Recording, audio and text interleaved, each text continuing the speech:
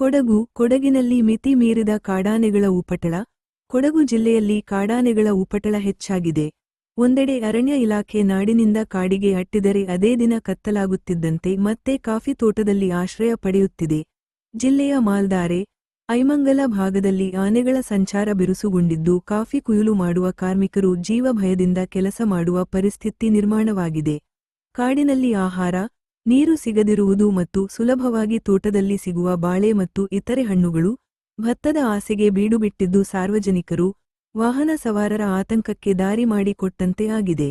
ವರದಿ: ಗಿರಿಧರ್ ಕೊಂಪುಳಿರ, ಕೊಡಗು.